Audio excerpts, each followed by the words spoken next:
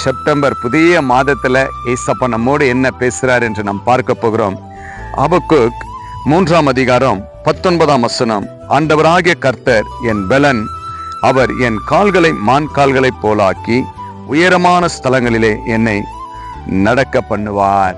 பிரியமான தேவச்சனமே, ஆண்டவர் பாருங்க, இந்த ஆகஸ்ட் மாதம் எல்லாவற்றும் நன்மையை நமக்கு கொடுத்து இந்த செப்டம்பர் புதிய மாதத்துல ஏசப்பா நம்மளை ஆசீர்வதித்து மான் கால்களைப் போல ஆண்டவர் ஓட பலனை கொடுக்கிறேன் என்று சொன்னார்.